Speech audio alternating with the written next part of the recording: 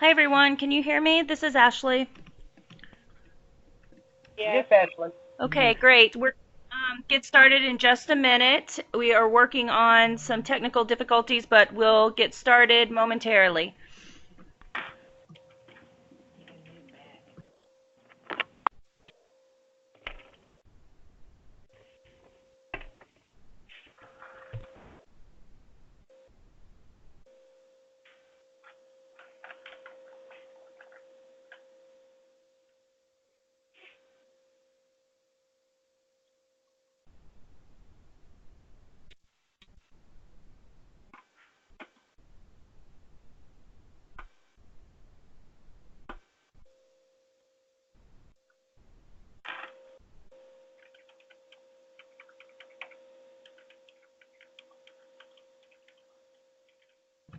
Hi Julie, we're going to get started in just a minute.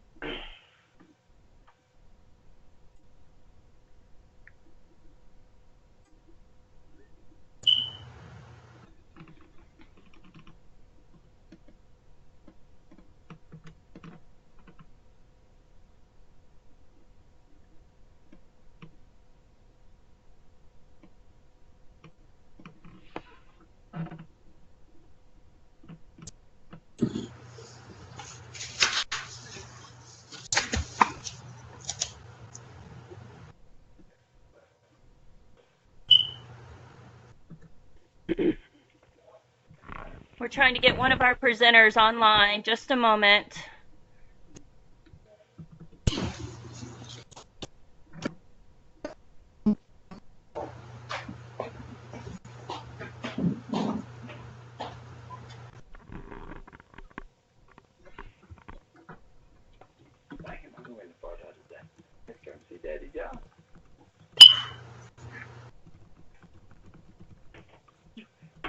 No, it's webinar. I don't know if they can hear me or not. Oh, okay. So you got it? Yeah. Really good. That didn't come out right. Good. No. Wait.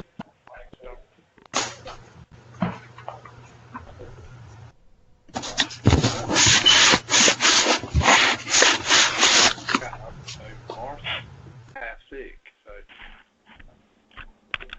we got people out left and right. What's his name? Scotland's, People. Wait.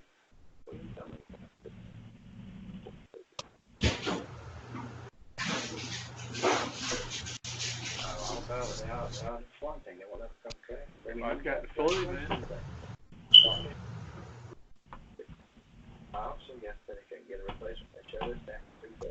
Yeah, I don't doubt that. Well, something no different years gone by. I don't know.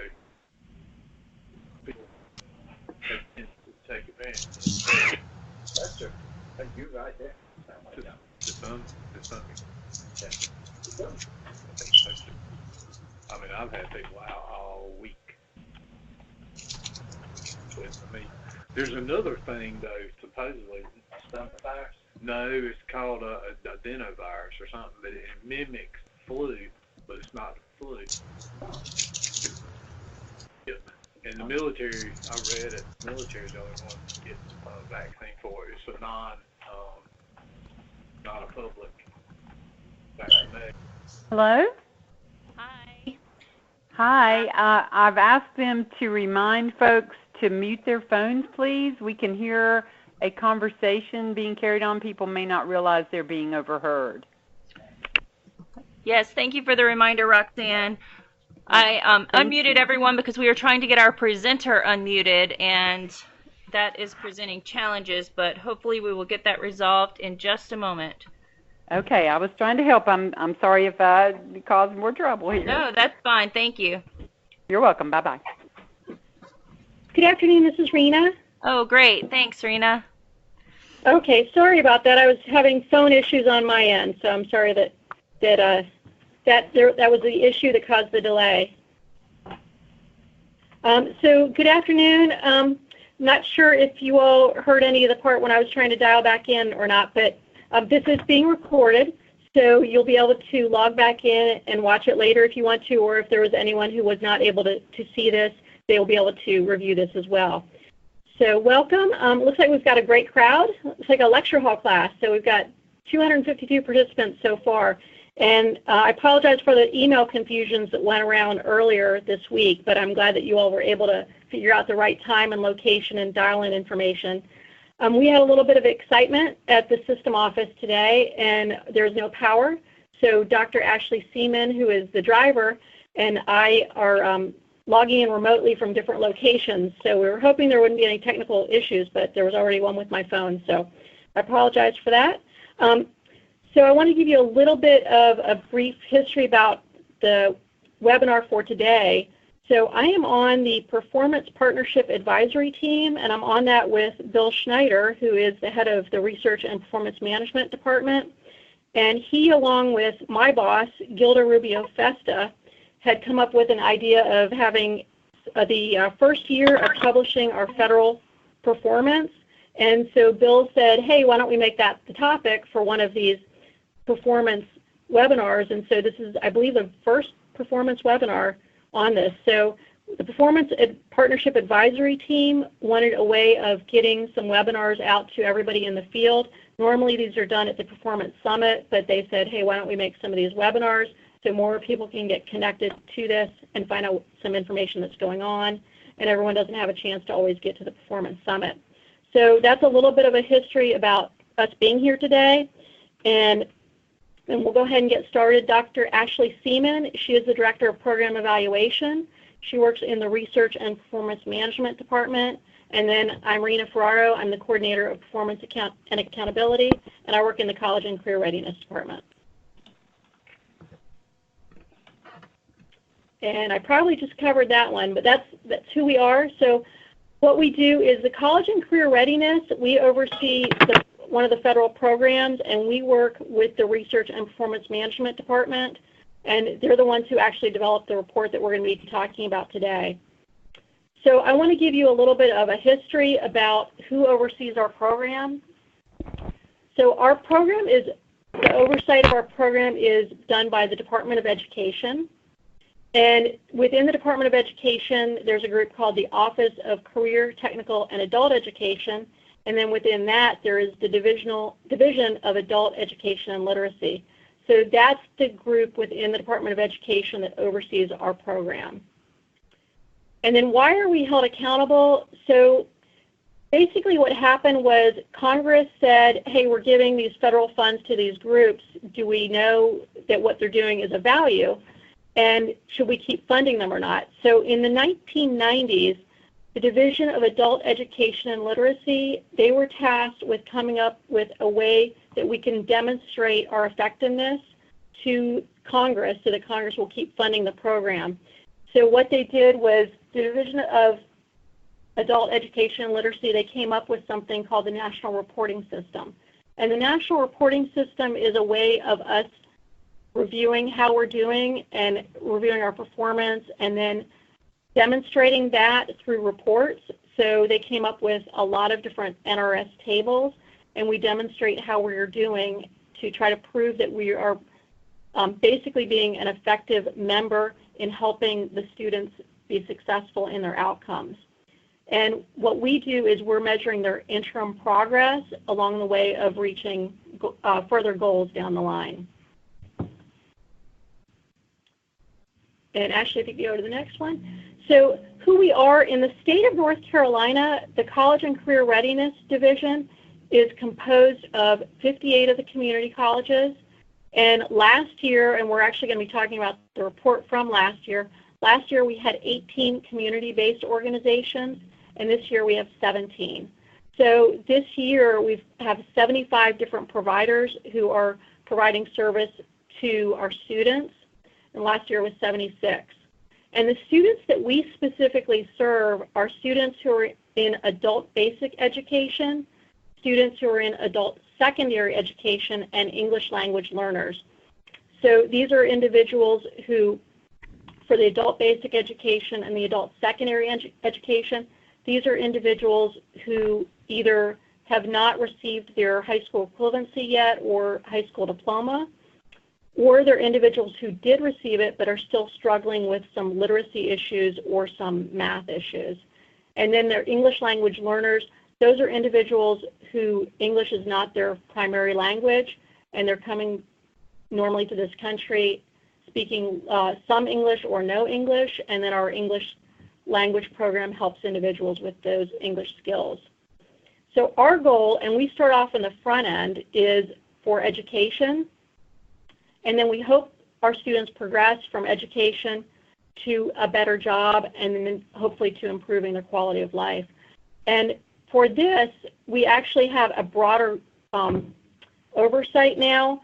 So within the Department of Education has now partnered with the Department of Labor under something called the Workforce Innovation and Opportunity Act.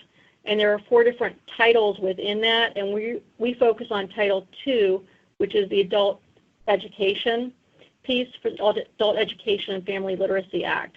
So that's the piece that we focus on, but we do partner with the Department of Labor on some other ones. But primarily today we're going to be focusing on just the education piece and the federal measure and what's included in that report that was published for the first time this year. All right, great. Thank you, Rena. Are there any questions before we jump into what's included in the report?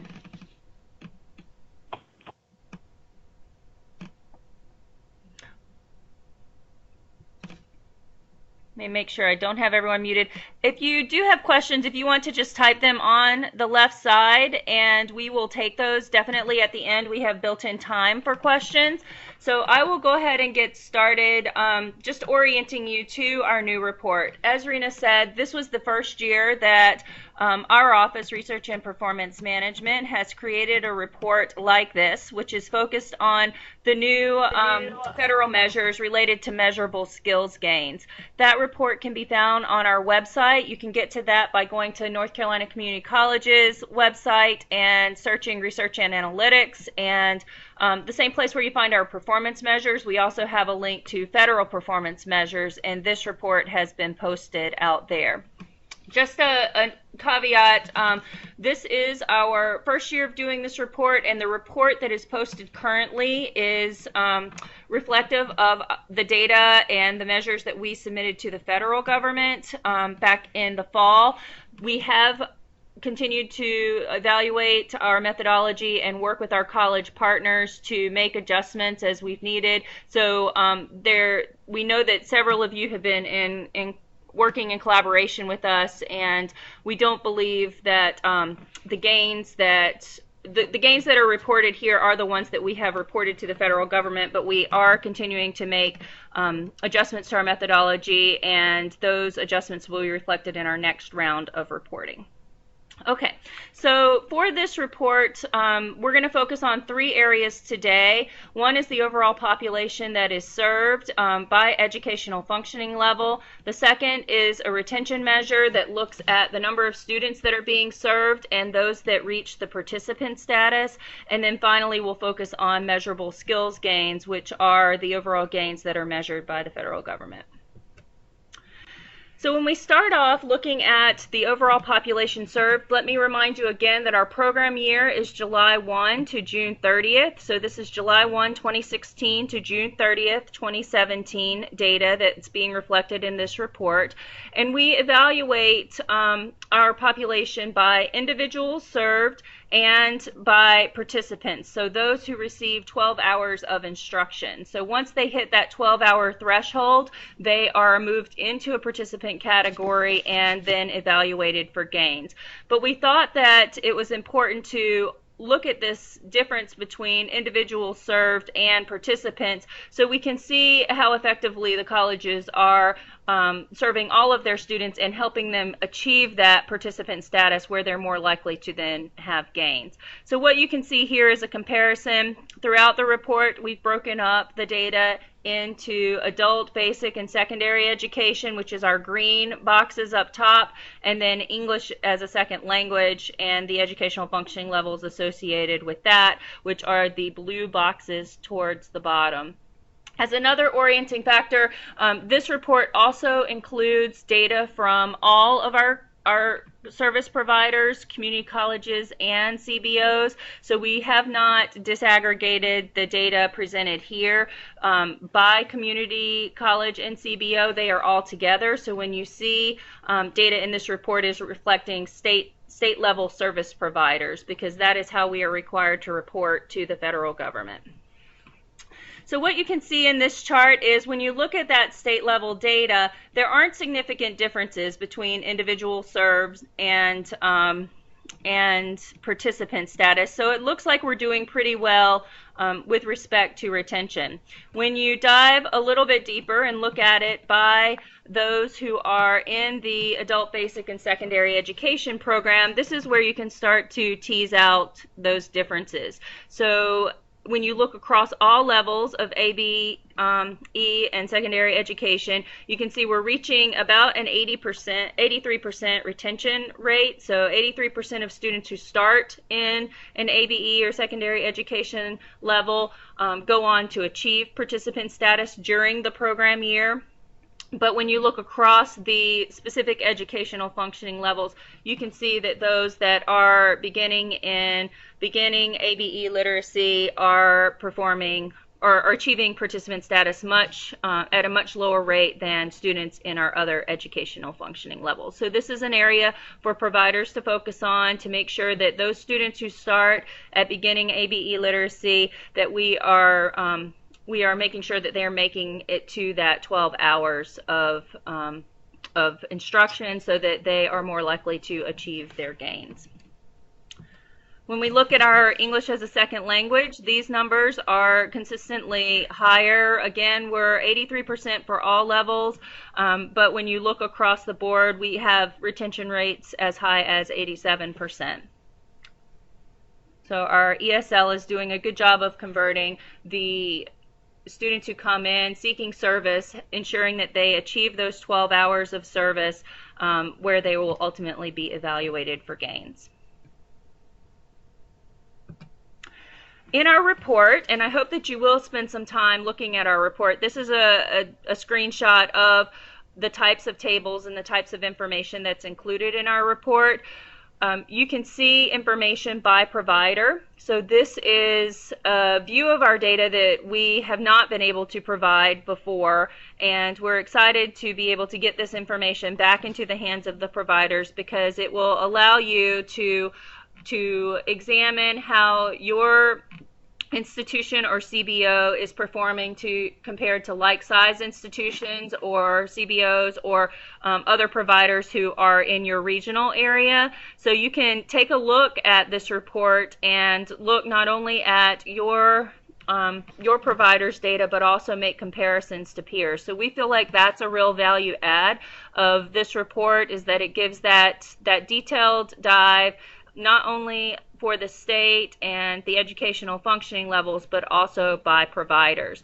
So when we think about retention, individuals served versus participants, you do start to see big differences when you look at providers. So some providers are hitting much higher retention thresholds than others. So that's something you'll definitely want to take a look at and peruse on your own time. All right, so let's jump into the meat of the report, which is really around the measurable skills gain. So as a state, there is a negotiated level of 36% for 2016-2017, and next year that is increasing by 38%. So this is saying that 36% of participants that are served by our basic skills program need to achieve at least one measurable skills gain during the program year. That is our state level target. There are 5 ways to earn a measurable skills gain in the program year. And this can get a little confusing, and it's important to get oriented to the language. So you can have an educational functioning level gain, which can be achieved by a pre or post test assessment. So students come into the program and are administered a pre-test and then achieve a gain by taking a post-test and scoring high enough to achieve a post-test gain. You can also achieve an educational functioning level gain by an adult high school credit. So students who are in our adult high school program have to hit a certain threshold of credits to be able to achieve a gain related to adult high school. And you can exit the program and enter post-secondary education. And we evaluate post-secondary entry by matching our student records to our National Student Clearinghouse records, where we look for subsequent enrollment after exit in any post-secondary institution. So those are all of our types of educational functioning level gains, which are also measurable skills gains. So educational functioning level gains are one type of measurable skills gains, and there are 3 ways to achieve an educational functioning level gain. The other type of measurable skills gain that we evaluate is a secondary diploma or its equivalency. So again, under this category, we have 2 different types of gains that we're evaluating. An AHS diploma. So if a student completes their AHS program and gets a diploma, they get a gain. And an adult high school equivalency. So if a student passes the GED, the HiSET test, or the TASK test, that is also a gain, a high school equivalency gain. So in total, there are 5 ways students can achieve a measurable skills gain. And they can achieve those gains throughout the program year, and they can achieve multiple gains. So the way that we calculate these gains is this year we have looked at the gains in a ranking order of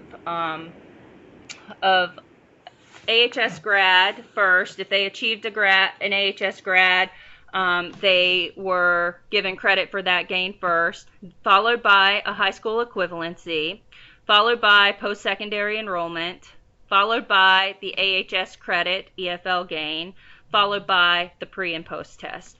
But what's important to note in that is that most of our students are achieving their gains by pre and post test, and that'll be evident in the data that I'm about to show you. All right, so when we look at our MSGs, again, there are 5 different ways to achieve an MSG, and our state level goal was 36% for 16-17.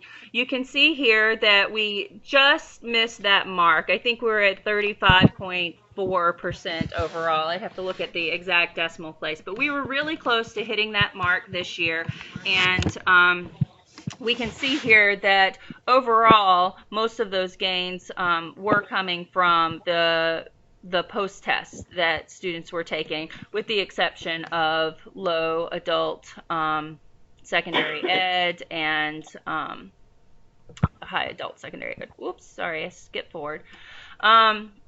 So what you can see here is just the proportion of gains that were achieved by each educational functioning level in adult basic and secondary education.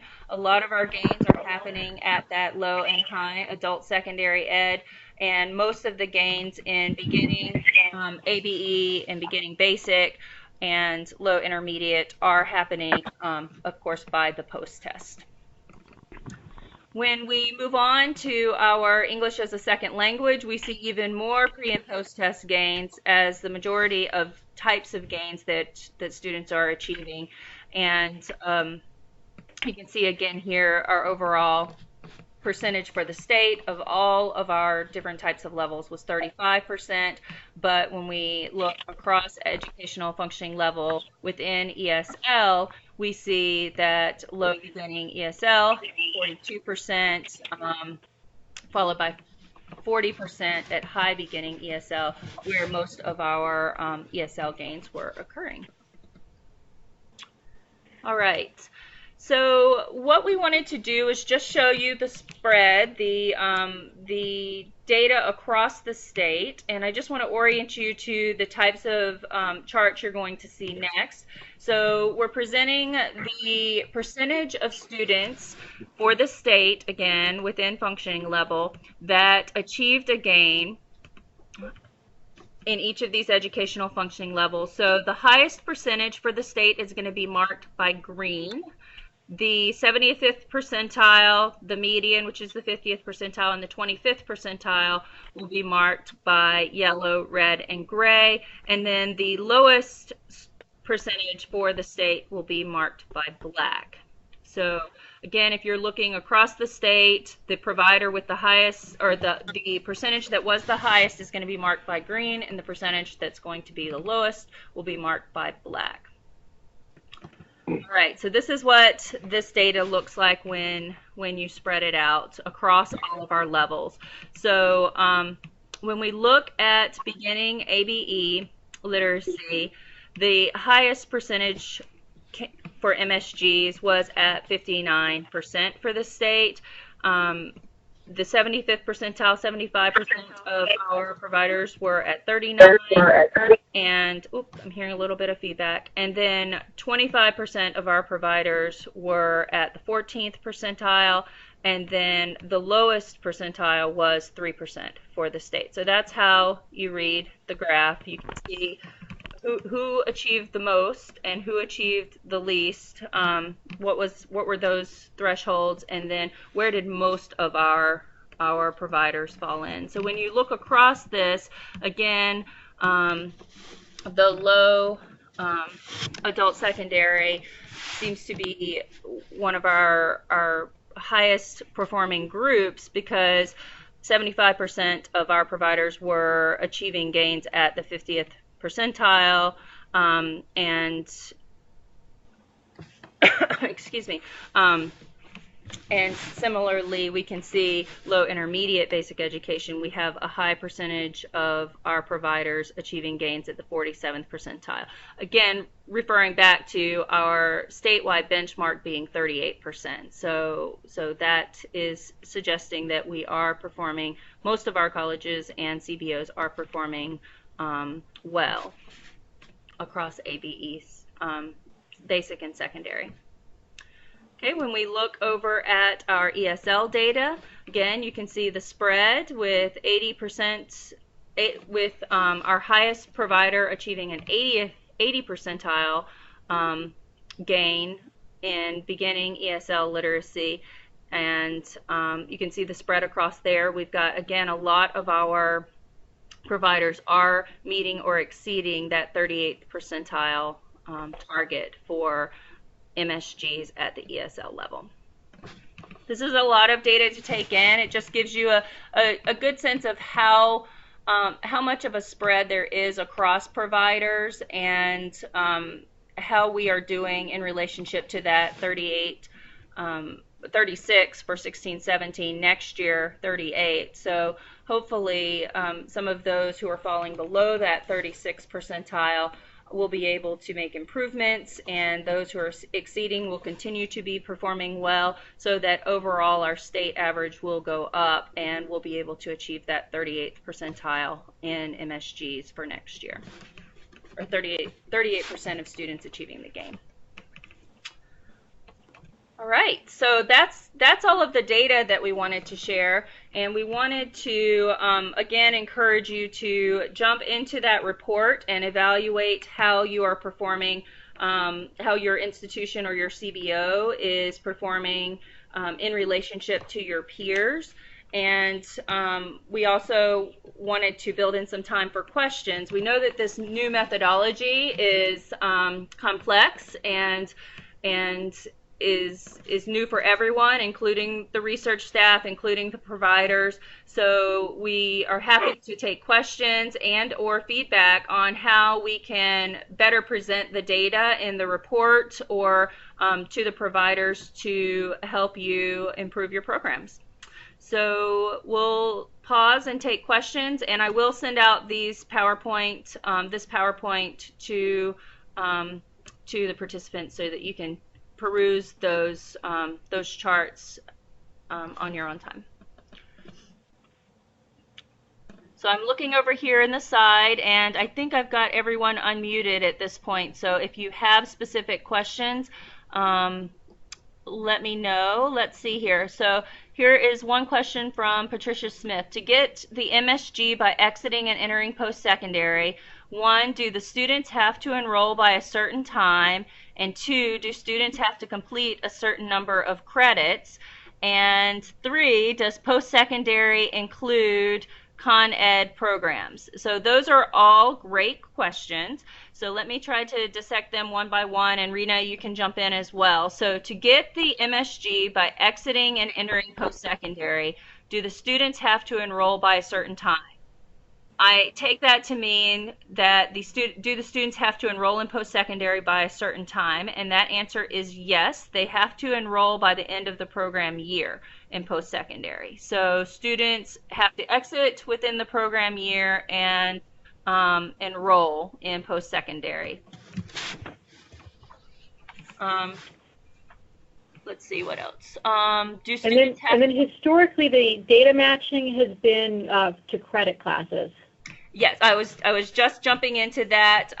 Do students have to complete a certain number of credits? No, we are only looking for an enrollment. So we're looking for enrollment, not completion in post-secondary.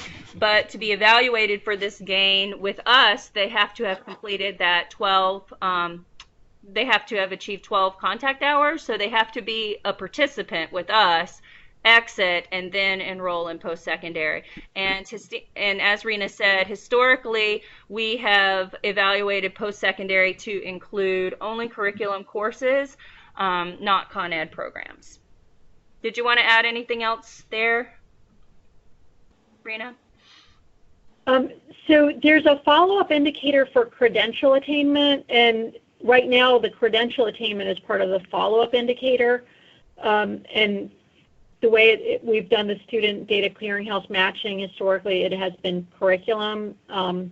So we can evaluate that, see if that's what's appropriate going forward, but that's what it has been historically. Question: when you say within a program year, do you mean fall, spring, summer, or fall, spring? What do you mean by within an academic year? Program year is July 1 to June 30th. Okay, thank you. Yep. I have a suggestion that we might want to look at credentials and continuing ed credits more closely, since number 1, continuing ed is now allowed to provide CCP classes in the high schools, and number 1, all of the workforce development WIOA is leaning toward credentials that are earned to put students to work.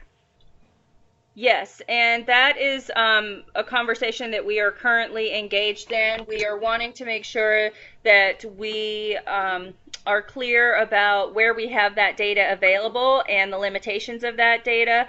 It's not only a state conversation, it's a national conversation about how do we track and evaluate workforce credentials because, and it's being pushed by our partners at Octane and WIOA through the legislation, and we are actively working on figuring out how to best track that. We agree the students should be getting credit for that. Thank you so much.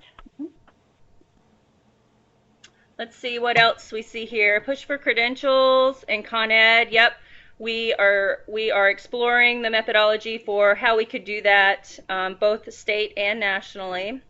I'm looking for other questions. If the registration date is different from the intake date, how do we correct? That might be one for you, Rena.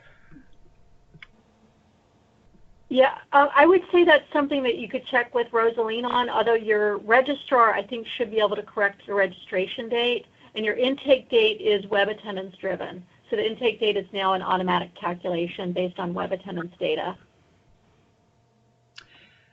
There is a question here about the report and whether or not people can see the percentages, not just the numbers, not just the percentages. I'm happy to provide that. It was just a lot to put in a printed report. You can certainly, calculate that from the denominators that we have there, but we can provide that if you want to reach out directly to RPM at NC Community Colleges and request those counts. We can provide that. We have it in an Excel format that we could share with the providers if you're interested in that. Let's see. I'm looking for additional questions. Please jump in if you have a question. Why does the days of attendance keep adding up after the student has received his or her high school equivalency diploma?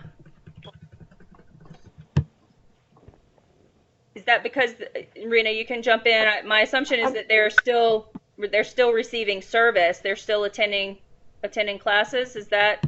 I'm going to guess that question has to do with the date last attended field. And if that's correct, then basically what the system is programmed to do is it looks at the date you last were in class and web attendance, and then it starts adding the days up after that. So if you got your high school equivalency, let's say December 31st, and now it's February 1st, and it's going to say, okay, it's been 32 days since your date last attended. I'm not positive I'm understanding the question correctly, but if I am, then that's the reason, that it's looking for that in case the student would come back for some reason and then enter into a new period of participation. Okay, we've got a question from Western Piedmont. For the 17-18 data, is the last MSG achieved in a POP the one of record? And the answer to that is no. Well, for 17-18, that'll be for the next year's report. The answer to that is hopefully yes.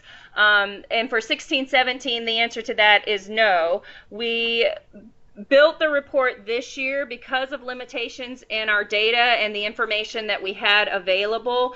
We tried to weight the MSGs when a student achieved more than one MSG. Again, I'll repeat the hierarchy that we used in applying those MSGs. We started with AHS grad. If they achieved that, they were given credit for that first.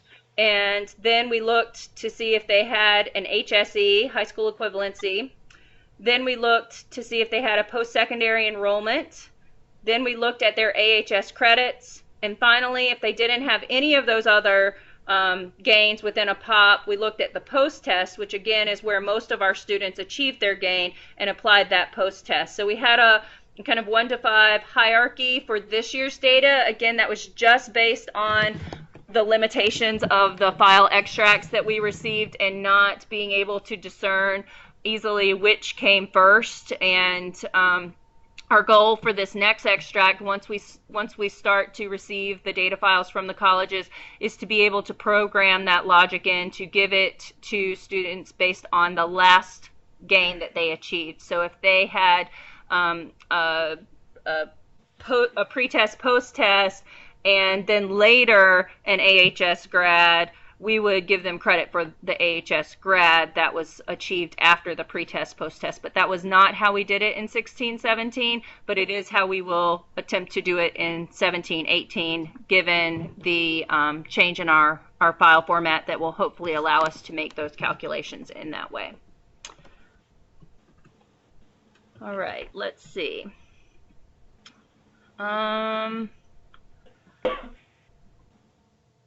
The report does not appear to contain data on employment like the desktop monitoring reports did. Is that correct? That is correct. At this time, for this cycle, the 16-17 year, we did not report employment outcomes because they changed, and we are having to follow students in a way that is requesting their employment after exit. I'm looking for my specific notes. I think it's the fourth quarter after exit, and that data wasn't available in time for this year's report from our partners over at Commerce, and nationally they knew it wasn't going to be available.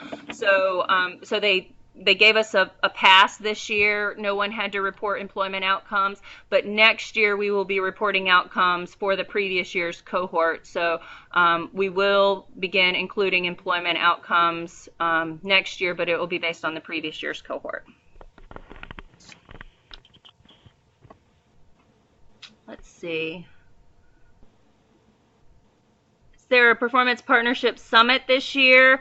I believe that happens on and off with the system conference, and there is a system conference this year in the fall. So I don't believe that the performance partnership is happening this year because it alternates with the system conference. Is that correct, performance partnership folks in the audience?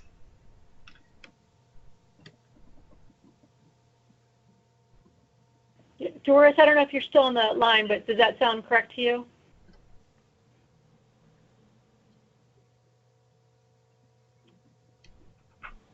I can verify that and get you that answer, but I believe that's the case for this year. All right, are there other questions? I think I've gotten through all of the, let's see, I'm looking here. There are a few more that came in. Let me just, yep, it says performance partnership is every other year usually. So again, I think that alternates with the system conference, and this is a system conference year. So I believe that will be in the fall. There's a table on the CCR website with occupational training codes for matching and post-secondary enrollment for the NRS measure. This is what has been used for enrollment for occupational training. So again, I think that's looking at post-secondary enrollment in CE, and that is, I don't know where that music is coming from. Thank you for counting on us. We appreciate each and every opportunity to serve you. Someone put us on hold. Let me mute the audience again just to correct that. All right, sorry about that. So we do have those notes about post-secondary enrollment with the chart that Kristen Corbell has provided, and we will be in conversations with our continuing ed colleagues this spring to evaluate that list to make sure it is the most up-to-date list for inclusion in our future measures. Right, Rena? Yeah, so basically what we have to do is we have to evaluate the list that she had provided, because her list was pretty broad and it didn't necessarily include credential-specific information. So, for example, I think one of the categories was something like F25, which was computers. So, and under that category, the range of classes can range anywhere from classes that are affiliated with a credential to somebody doesn't know how to turn on a computer and they want to take a class to learn, how to use a mouse and how to navigate. And that type of a class would not count towards it.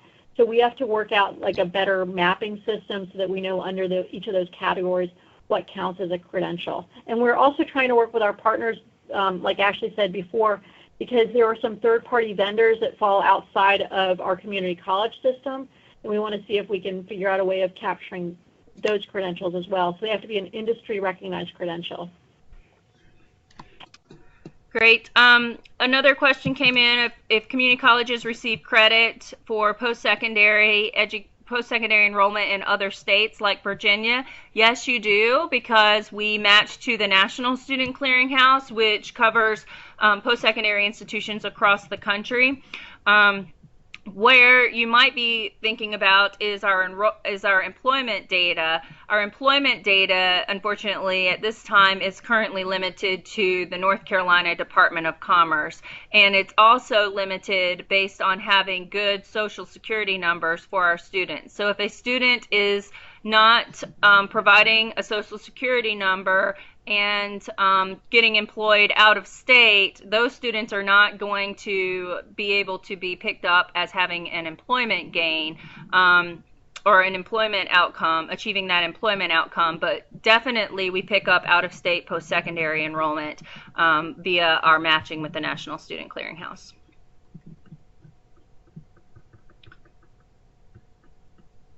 All right, I think I've made it through all of the questions. Are there any other questions? Oh, there's one more that came in. Was this used?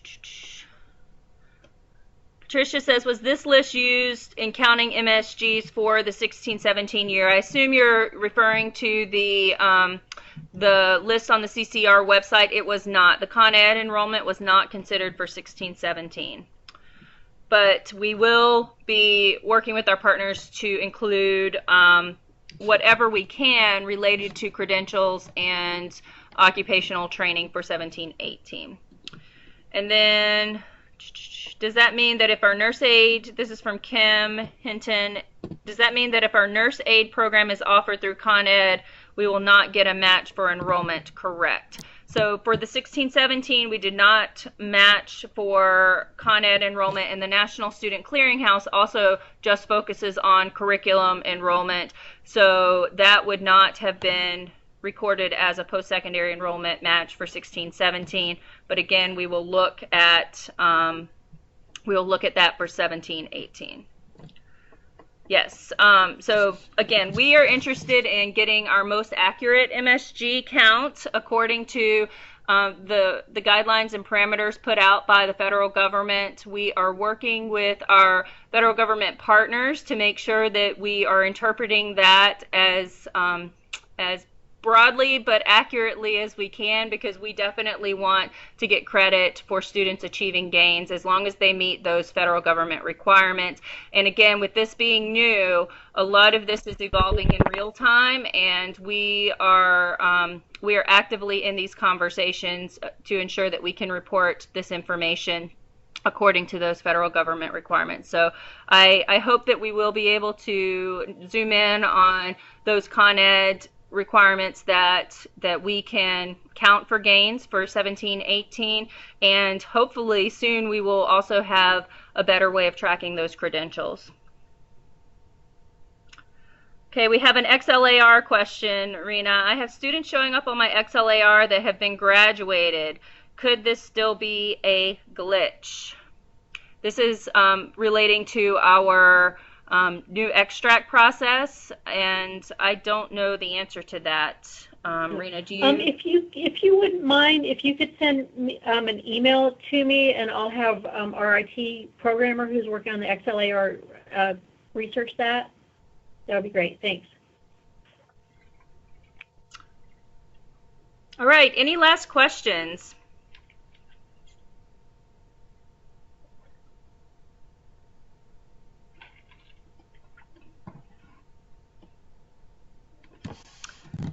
Okay, seeing none, we will close this. Oh, I see Patricia jumped in. I will suggest that the time frame for enrollment be increased. If a student completes in June and doesn't begin until August, then they will not count. Thank you for that comment, Patricia. If an enrolled student gets a part-time job, are gains received, or do they have to have completed? So as long as a student has achieved the 12 credit or the 12 contact hours, they are considered a participant for that program year, and they are evaluated for gains. we don't distinguish between part-time and full-time employment. We just look at were they employed. So those students would have been counted as having an employment outcome. I'm not sure where the recording will be posted, but we will get it posted and make it available to everyone. I'm not sure typically where we would, maybe on the CCRC website, Rena? Yeah, I think so. I'll ask Janae about that, but that'll be great. Okay. And please feel free to reach out to us.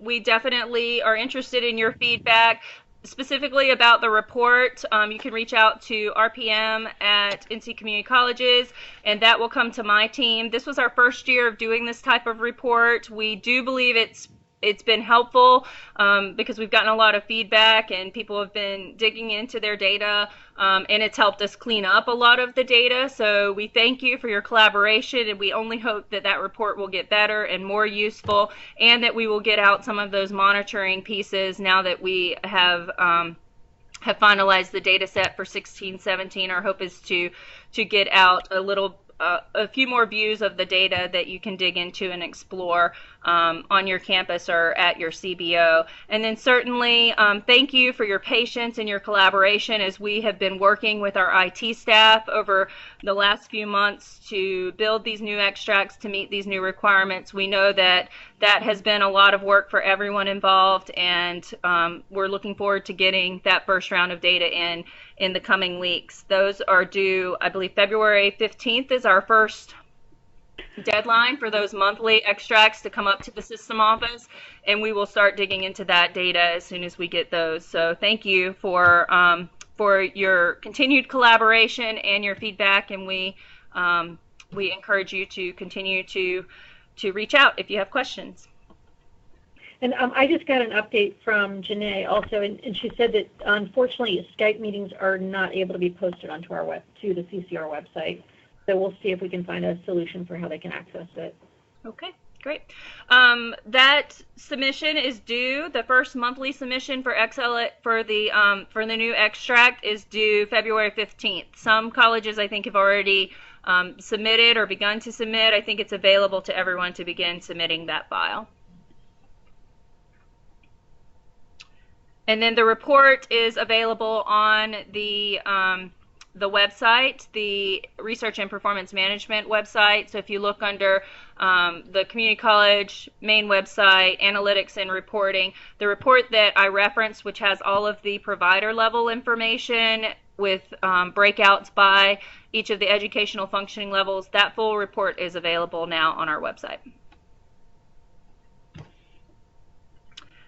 Okay, thank you everyone. We appreciate your patience as we dealt with our technical difficulties today. We hope that this was informative, and we look forward to continued collaboration. Thanks. Have a good day, everyone.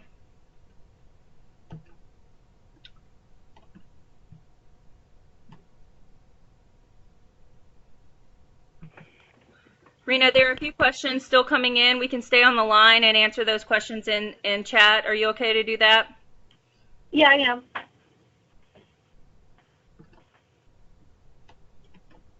am. Did you want to stop recording at this point or still record? Yep, I will stop recording, but I'll stay on Skype.